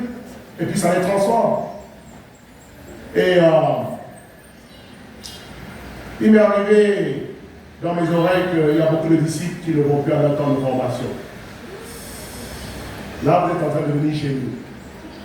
Parce que le temps de formation n'est pas facultatif dans cette église. Ça fait partie de notre ADN. Les disciples obéissent à Jésus. Pas seulement pour faire des disciples, pas seulement pour les baptiser, mais aussi pour être enseignés à obéir. Frères et sœurs, le mandat de Jésus n'est pas institutionnel, c'est relationnel. Le mot-clé qu'il utilise ici, c'est enseigner-leur à obéir. Il n'a pas dit enseigner-leur. Parce que Jésus ne veut pas une information, il veut une transformation. Et si on t'enseigne la vérité sans t'enseigner à obéir à la vérité, tu vas oublier la vérité très rapidement. Et c'est ça qui fait la différence entre l'église et les dénominations. Il y a beaucoup de dénominations où on lit la Bible, mais personne n'enseigne à personne à obéir à la Bible qu'on a lue. C'est ça qui fait que les gens ne deviennent pas disciples. Mais ici, Jésus nous dit d'enseigner à obéir. Ça veut dire que dès qu'un disciple devient orgueilleux, arrogant et désobéissant, il est en train de se disqualifier sur la liste des enfants de Dieu. Parce que nous tous ici, on va obéir à l'enseignement de Jésus par la formation. On dit Amen. Enseigner à obéir veut dire accompagner-les jusqu'à ce que la parole devienne vie dans chaque aspect de leur vie. Or, devenir disciple, c'est seulement le début. Un enfant nouveau-né, on ne l'abandonne pas. On ne lui dit pas d'aller chercher à manger seul. Tu peux donner des informations à il est bon, un enfant se lave, un enfant change sa bouche, un bébé mange, un bébé tête. Il va obéir combien de fois? Il est blanc. Non, à il est blanc, on enseigne à obéir, c'est-à-dire on lui met la nourriture dans la bouche pour qu'il puisse grandir et se développer. Et nous sommes tous des enfants de Dieu et par conséquent on a besoin de suivi spirituel. Frères et sœurs, on n'obéit pas, on ne fait pas les temps de formation par peur. On fait ça parce qu'on veut développer tout son potentiel. On n'obéit pas sous la contrainte. Le Fils obéit par amour, par relation. Jésus nous a mis 2 à 2. Même il a envoyé ses disciples 2 à 2. Parce qu'il comprend très bien que tout seul, tu ne vas pas y arriver. 2 valent mieux qu'un. Parce que si l'un tombe, l'autre fait quoi? Mais quand tu commences à t'isoler spirituellement, quand tu tombes, qui te relève? Où est ton binôme spirituel aujourd'hui? La cause chrétienne ne se vit pas seule, même si tu es fils. Jésus même les a envoyés 2 à 2. Pourquoi est-ce que dans l'église chrétienne ici, on met les disciples 2 à 2? Parce que nous sommes totalement les disciples de Jésus. On fait ce que Jésus a dit. Et si tu ne veux pas être 2 à 2, tu n'es plus membre de cette église. Parce que ici, ce n'est pas le temps. Ici, on obéit à Jésus. On a un bilan. La formation n'est pas facultative, elle est obligatoire. Parce que ça fait partie du plan de Dieu pour te faire atteindre ton potentiel et pour te garder sauvé. Nous ne sommes pas des parents qui faisons des enfants et puis on les abandonne dans la poubelle. On t'a fait naître pour t'aider à croître et à développer tout ton potentiel. Et par conséquent, tu as besoin de formation. Dis, j'ai besoin de formation. Levez la main si vous avez besoin de formation. Ok, maintenant, baissez la main. Maintenant, levez la main si vous n'avez pas besoin de formation. Si vous êtes déjà arrivé. Il les a envoyés 2 à 2. La question, c'est qui est ton bilan? Est-ce que tu le suis? Est-ce que tu vas à ton temps de formation? C'est pour ça que tu es faible. C'est pour ça que tu es confus. C'est pour ça que tu redeviens religieux dans ta tête. Parce que ne te formes pas. Les anciennes choses commencent à revenir parce que chaque semaine, tu rates le temps de lavage. On devait t'apprêter à aller plus loin dans ta foi. Frère et sœur, dis, j'aime mon temps de formation.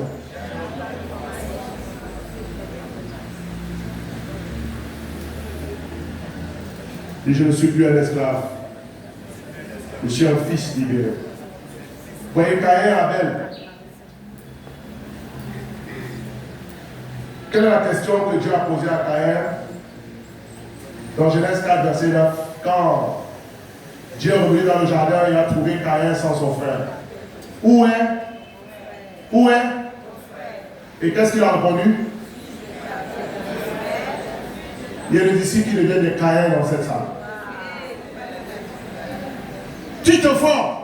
Je ne sais pas. Quel jour tu as ton temps de formation? Je ne sais pas. Où est ta formée? Où est la sœur que tu formes? Je ne sais pas. Cette question te sera posée au ciel. Où est ta sœur? Il n'a pas dit à Caïn, où sont tes frères? Parce qu'il a rendu Caïn responsable de la vie d'une personne au moins. Et si tu es disciple ici, tu es responsable de la vie d'au moins une personne. Tout le monde est dans une relation de formation. Et Dieu te demande, où est ta soeur? Suis-je le gardien de mon frère? Vous savez quelle est la réponse à cette question? Oui, Caïn, tu es le gardien de ton frère. Tu ne savais pas?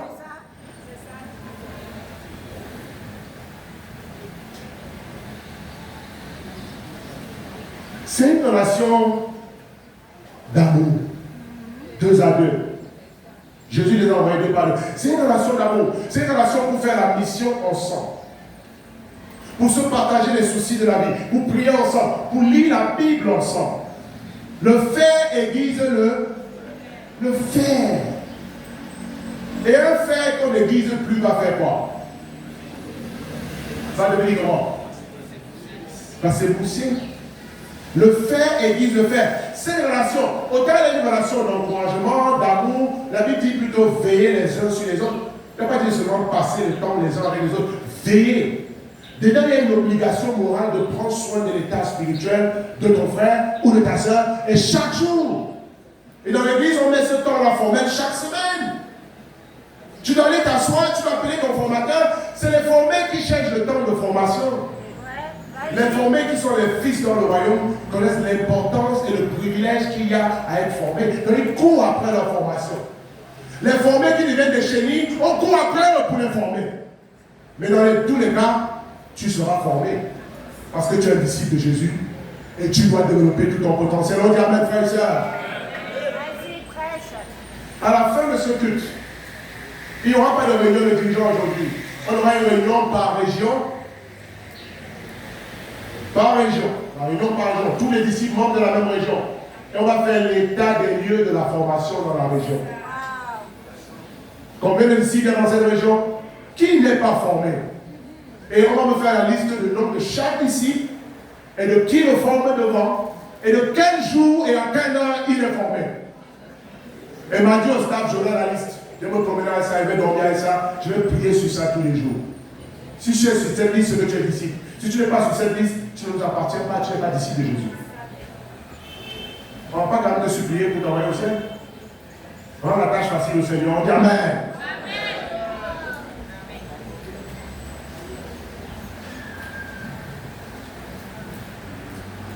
Vous voyez, c'est quand Jésus dit enseignez-leur à obéir tout ce que je vous ai prescrit.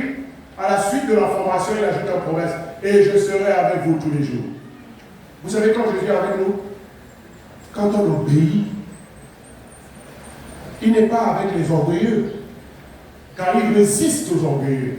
Et un disciple qui ne veut pas être formé à devenir orgueilleux, les cornes ont repoussé sur ta tête, il est l'heure de les briser pour devenir un agneau. Tout le monde a son temps de formation. Plus de temps de formation manqué dans cette église, on applaudit l'église.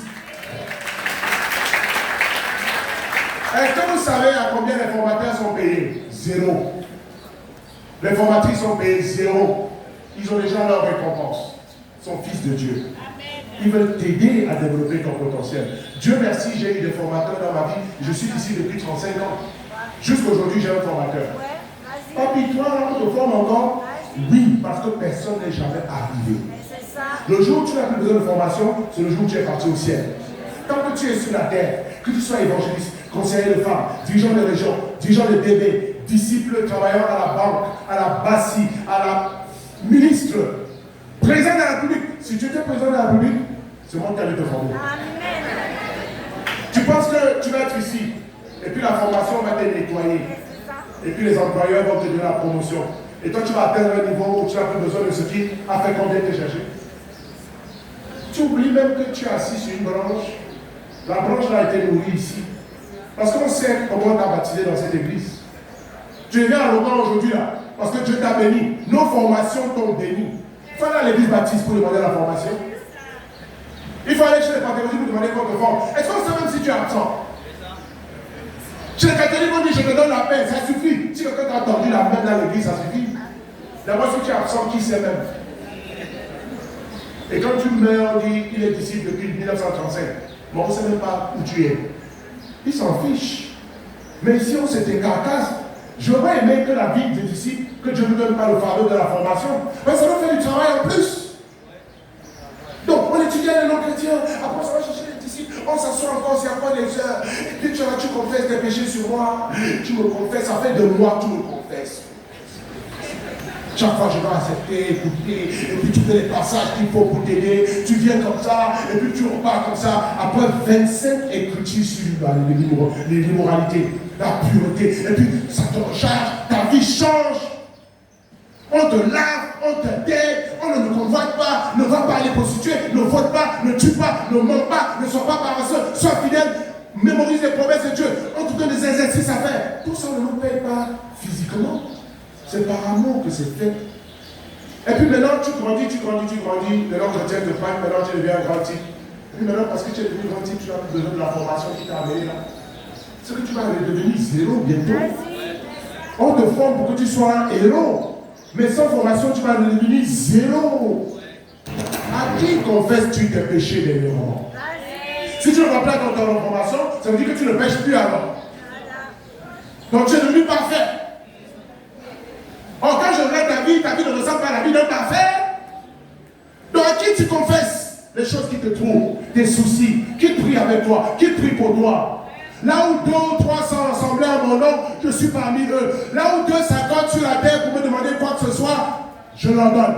Pourquoi Jésus ne te donne plus? Parce que tu es devenu un îlot dans la maison de Dieu.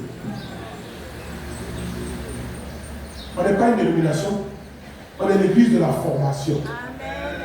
La formation, c'est ça qui nous différencie des religieux, plus la vérité. Ce sont les 2 choses qui nous différencient. Ici, on ne parle pas de la vérité, seulement on pratique la vérité. Et par conséquent, la formation redevient ta première priorité dans cette église. On applaudit l'église du Seigneur ce matin. S'il vous plaît, ne faites pas de nous l'église baptiste. On ne veut pas être baptiste. Ne faites pas de nous l'église évangélique. On ne veut pas être évangélique. Les églises, on va, alléluia, blablabla. On ne veut pas de ça.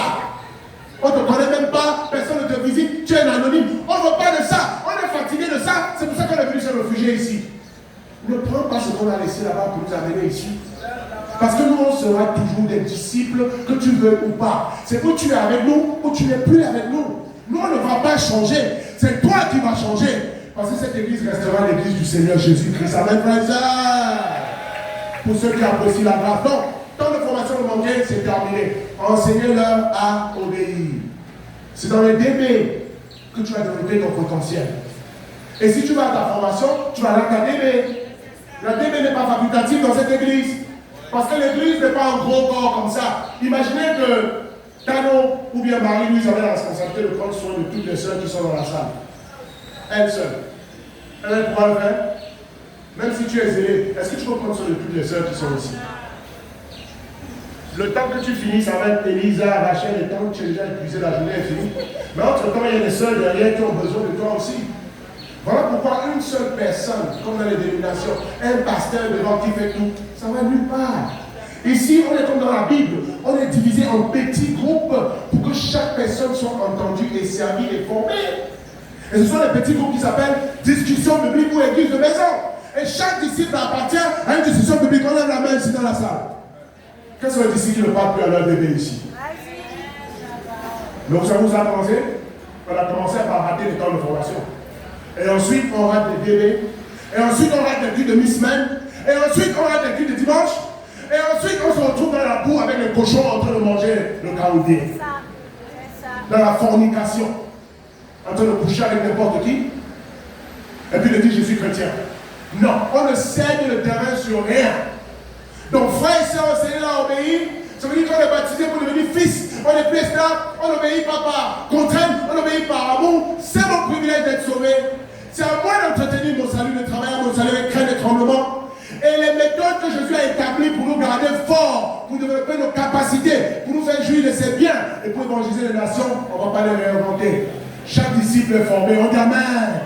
Chaque disciple a sa DB, on dit Amen. Chaque disciple porte du fruit, on dit Amen. Chaque disciple donne à Dieu, on dit Amen. Parce que tu ne le sèmes pas, tu ne vas rien récolter. Donc voilà.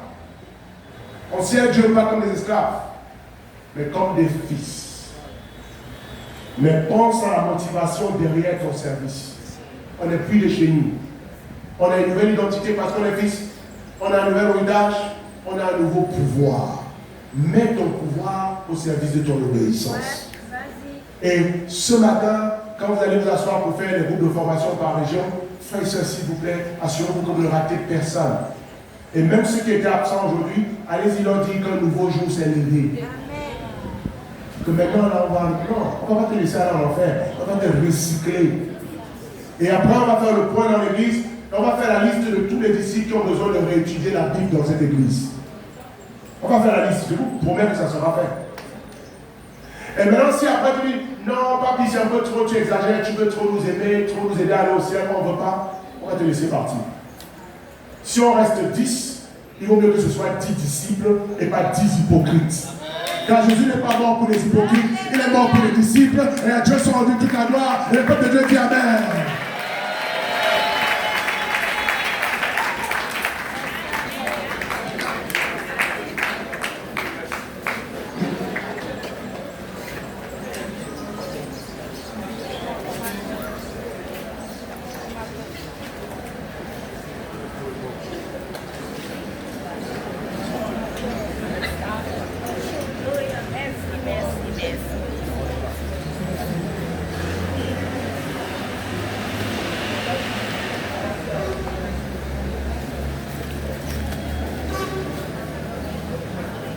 Amen, frères et sœurs. Est-ce qu'on peut avoir applaudi pour ce message?